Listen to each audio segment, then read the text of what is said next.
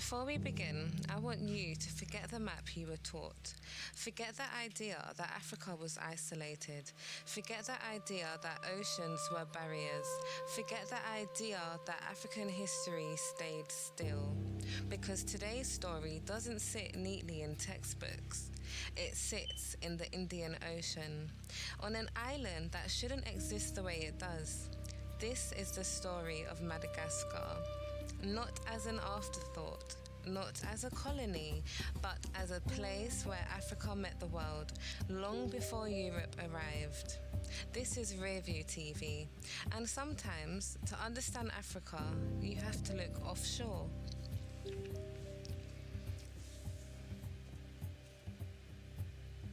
Madagascar sits just off the coast of East Africa, so you'd assume its people came from Africa alone.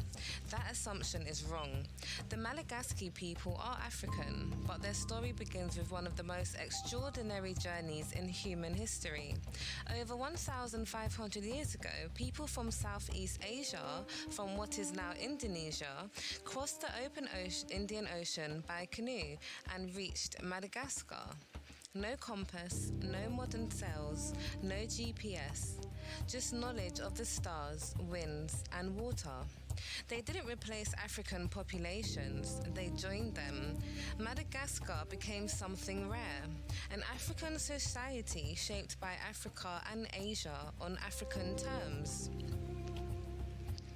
Before Europeans arrived, Madagascar was not lost. It traded with East Africa, Arabia, India, Southeast Asia, rice cultivation, bananas, ironworking, maritime knowledge. Malagasy culture grew from exchange, not isolation. The Malagasy language still carries this memory. It is most closely related to languages spoken in Borneo, yet spoken by African people on African soil. History didn't expect that. That's why it rarely mentions it. Madagascar was not a blank slate waiting for flags. It had laws, sacred customs known as fadi, social systems rooted in ancestry and land, and most importantly, kingdoms. The most powerful of these was the Merina Kingdom, rising in the Central Highlands. They unified large parts of the island, built administrative systems, negotiated and resisted foreign powers. This was African statecraft in motion. And then there were the queens. Madagascar was ruled not just by kings, but by women with absolute authority. The most infamous was Queen Ranavalona I. European accounts describe her as cruel, irrational, mad. But let's be honest, she ruled during the height of European expansion.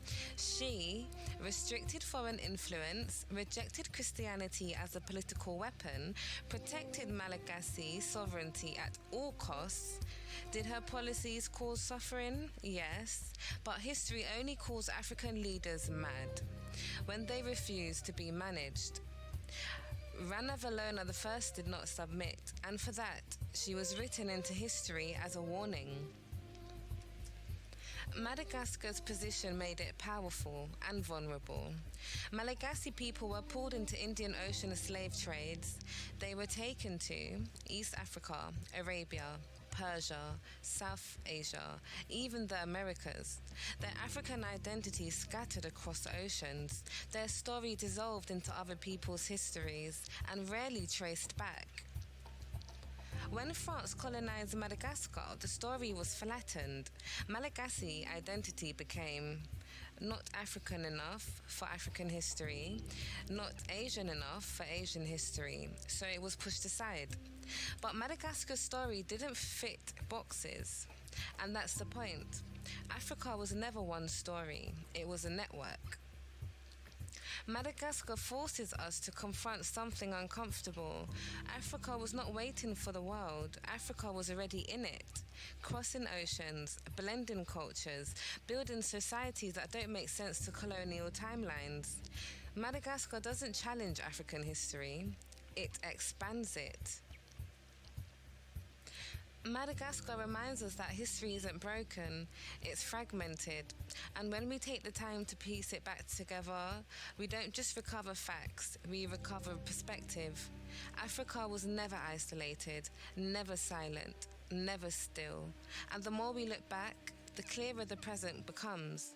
This is RearView TV, and we'll keep looking until the story makes sense again.